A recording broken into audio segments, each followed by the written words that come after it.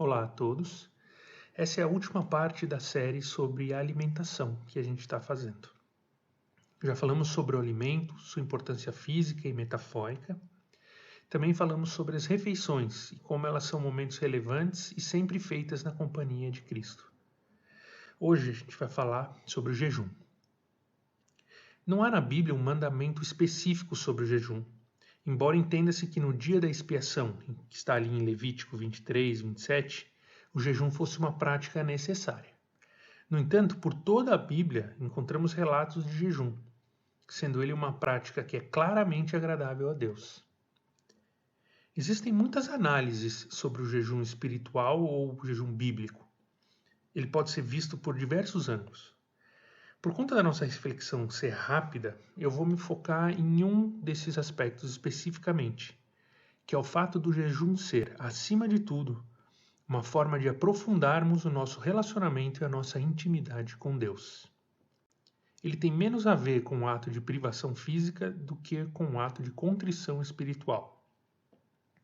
Em Isaías 58, 3 e versículos seguintes, a gente tem indicativos sobre essa importância da motivação do jejum.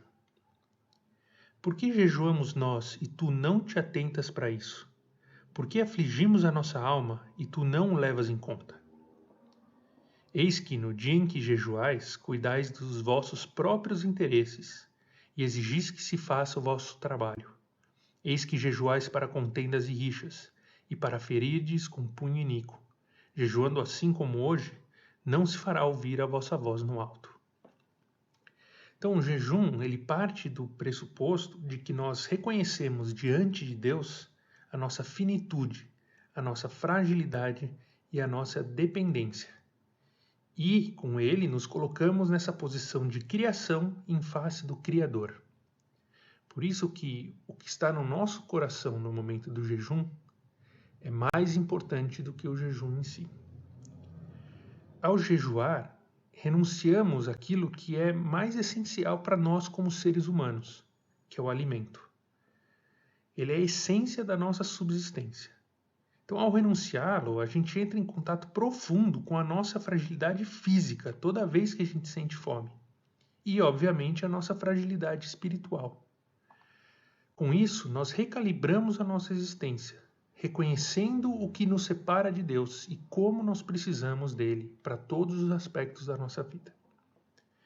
Paul Freston, falando sobre o jejum, aborda esse aspecto de forma bem clara.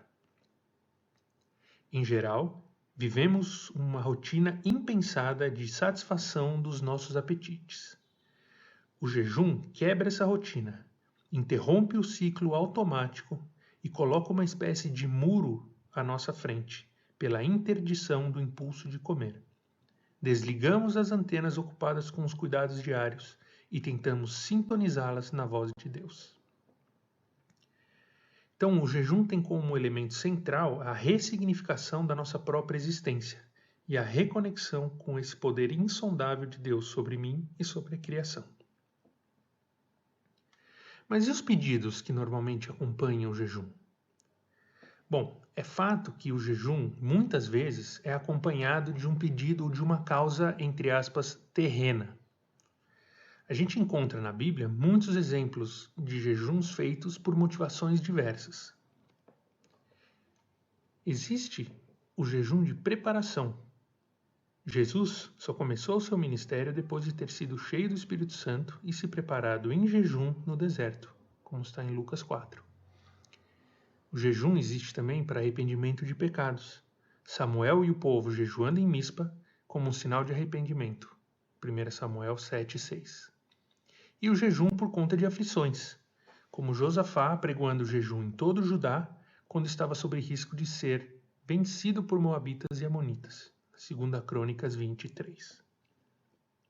Talvez pelo fato dessas situações por si só nos colocarem em contato com a nossa impotência e a nossa dependência de Deus, é que por elas somos levados a buscar uma intimidade maior com o Pai, em jejum.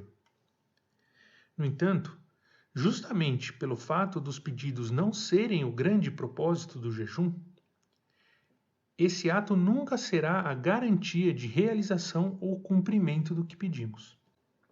Em 2 Samuel 12, Davi jejuou pedindo a cura do filho de Batseba, e o menino mesmo assim morreu. Por isso o jejum não pode ser visto como uma forma de aumentar o poder da sua oração. Mas também não significa que não podemos apresentar diante de Deus, no jejum, as nossas intenções e pedidos, que muitas vezes funcionaram como um gatilho para termos essa atitude diante de Deus. Por fim, a forma de se fazer o jejum é fundamental também. E ela revela o nosso compromisso com o propósito central da atitude, que a gente falou um pouquinho antes.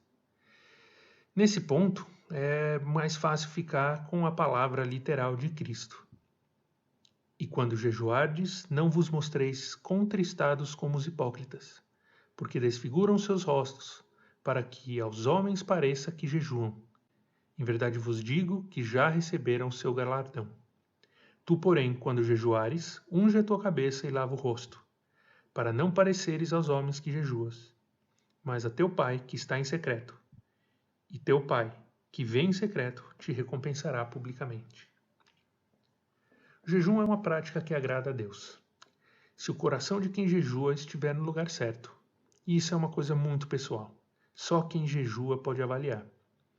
Assim como somos convidados a valorizar o nosso alimento e vivenciar a bênção da refeição, somos também chamados a reconhecer que ambos não existiriam sem a misericórdia de Deus. E renunciando temporariamente a essas bênçãos, nos colocamos à mercê dessa misericórdia, por completo. Se o seu coração te leva ao jejum nesse momento de reclusão, reflita sobre ele, examine a motivação e pratique. Senhor, nada nos separa de ti. Tudo vem de ti. O alimento, a refeição.